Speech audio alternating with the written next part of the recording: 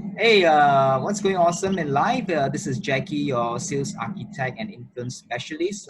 Back in this video channel, today I have a very special uh, guest with me today, and his name is Edwin. By the way, Edwin is a conceptual, critical, and creative thinker born in Malang in 1965 and living for 14 years in Holland and happily married for 25 years. And currently, he's actually building an open source initiative for Indonesian makers and closely collaborating with many Singapore entrepreneurs network. And his vision is to be able to equip and culturally connect Indonesia's youth with businesses across Asia and at the international level eventually. It's been a privilege for me to have connected with Edwin just a couple of weeks back in a symposium that was held back in Singapore. So, hey, Edwin, it's great to have you in our channel. How have you Thank been you for doing? having me. I'm doing well, Jackie, and I'm still alive and kicking after we met at the symposium. It was a Awesome. wonderful get together, Yes. and I appreciate for this follow up as well from your end. Yeah. It's indeed been a privilege to be able to be a co-speaker with you during the event. And definitely Likewise. gain much from your sharing as well. So, about you could briefly introduce yourself a bit about your background and how you, in fact, even started on this journey as an entrepreneur. What are your views about entrepreneur? You know? Okay. I said that in my, the way I describe entrepreneurship is actually livelihood. And I believe in that concept of livelihood because it's what you want to make out of it.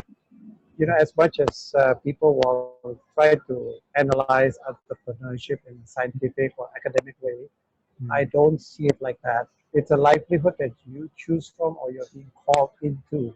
Mm. Many are not supposed to become entrepreneurs because not many are made to become an entrepreneur. So it's not wrong if you say, I'm not made to be one. Okay, so I think that's a very interesting point here that you just brought up, because I think that believe that anyone who might be watching this video at this moment, might have this thought as well that is entrepreneurship for me, or am I cut out to be an entrepreneur? So now that you mentioned this, right? Maybe what are your views about who do you think are suitable for taking on a career as an entrepreneur? Well, you mentioned a word that actually a career, if you consider that in a professional standing, you work for a company, then you create a career. However, in the entrepreneur environment, it's not a career. I don't think we can quit, the entrepreneurship itself. It's Mm. either you die with it, and that's the whole issue. The difference lies whether you are fully committed your whole life throughout, rather than midlife or halfway you quit, or you might be forced to quit for some reason. Mm. Could be, and then you take a job. That could be the case. Mm. But if you want to stick with what you are called to do, I think you Mm. go all the way. Yeah. All So right. that's the way I have also seen and also some are experienced in my own, you know, God-given life and I understanding what it all means. Mm. No, the question that because this channel, I believe that many viewers who might be watching this, they are in the sales profession. Yeah. So Edwin, what would be your thought? Because I believe that if I remember that you mentioning that you were previously also from marketing sales industry before you Yes. became an entrepreneur. So what are your thoughts about a sales professional having to be an entrepreneur in this modern business world? Yeah. As a sales professional, if you look into your key ingredients, it's also about your personal branding, Mm. understanding about yourself, knowing your limits. Sometimes you want to push it all the way, but it doesn't work. So you need to know your limits, and by that you need to understand yourself, how you work in Mm. light of the environment that you are in. It might Okay. not always be to your liking. It is Mm. always the fact that you have to do the things that you don't like, but you do it very well. Mm. And I think sales attitudes, if you happen to see yourself as a salesperson, you need to have a grit And Mm. it's not just about approaching prospects, but it's how you close the deal and also continue with it. That's also creating a business by itself. Mm. Yeah, because maybe in a company you are as a function in sales. Yes. In your own business, I do sales every day. I Mm. need to pitch. I need to make some earnings, which Yes. makes me a person that I need to understand from which angle I need to approach people or prospects. So it's an Mm. ongoing thing in business. However, if it's a function in a professional standing, then you need to also know your limits as well. Mm. Because at the end of the day, you can't do everything yourself. All right. Mm. So we can also see from that it is important that an entrepreneur, right, like you mentioned, has also got to be a function in the role of as a salesperson. Yes. Absolutely. All right. And so, in fact, what would you, based on your years of experience or it being an entrepreneur yourself, what do you think would be the top three qualities Mm. that you see successful entrepreneurs tend to possess? First of all, be a good listener into what people or your surrounding is telling you.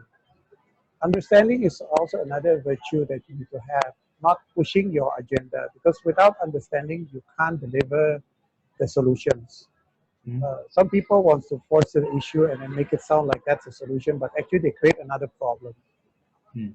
Another thing is to have the empathy on the side of who the buyer is, whoever you are facing, whether that's a person or an Mm. institution. You All need right. to know to what extent are they willing to go forward with the idea and of course engaging with the services or the products you are All right. offering. So it makes more sense if you just zero in on those simple things that make sense.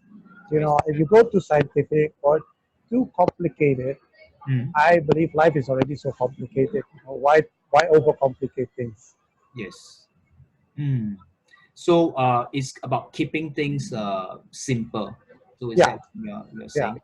Yeah. All right. yeah. Sure. Okay, Okay. great. Yeah, so anyway, it's been wonderful to have you with us today. Yeah. So would that be areas, maybe a last, advice that you might have for those who are watching this? Yes, I think I actually had a story a little bit to tell. If you allow me just to share with you a couple of minutes of that story, and it Mm. gives you a bit of an idea how I come about. I was invited by an owner of the car where the workshop where I put my car in, and Mm. he was the owner of that workshop, and he invited me to a meeting. He was also one of the chairmen in the Bridgestone community of Jakarta. And it was so that they needed a, a folder, a folder to present their services. Okay. At that point, that they said, "Can you design one?" So I went to the meeting. It was a board meeting on the headquarters, Hmm. and I came, in light of the presence or directors from the Japanese side. They were asking me, and of course, I showed what I can do. Of course, I can make a folder with Mm. the content. But then the funny thing is that, such presentations is not just about the folder. So I asked them, okay, since you want to offer this service to your customers as a sort of, because it's a service to the customers regarding their tires, yeah, because Bridgestone is a tire company. I'm not making a sort of advertisement here, but I'll give you the example. So I said, okay, what is it about in that folder? It's just an explanation technically, right? He said, Yes. yes.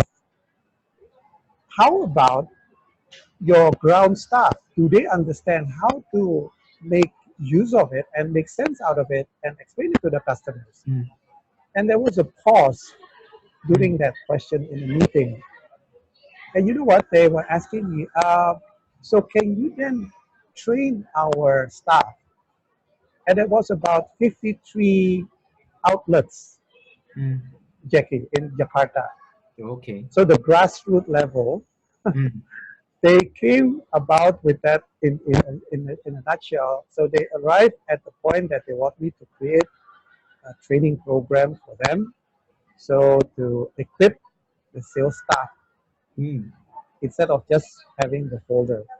What I I'm what I took out from this situation was this. I came in on the invitation for designing a folder. Mm. I came out with a full national training program. Isn't that interesting?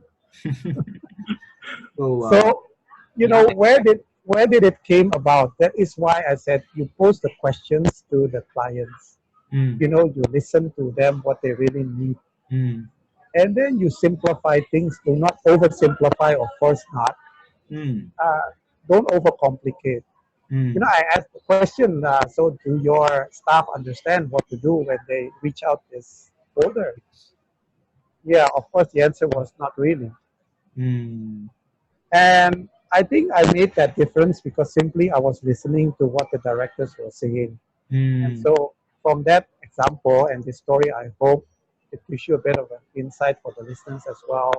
When you do want to do a sales pitch or any kind of project you want to win, Yes. you better listen very carefully what it is about. Yes. And yeah, I really resonate with what you've shared today, Edwin. So in fact, to summarize what I've actually picked up from you, I think the two key points that you mentioned were, number one, be a good listener, and number two is to be able to empathize, right?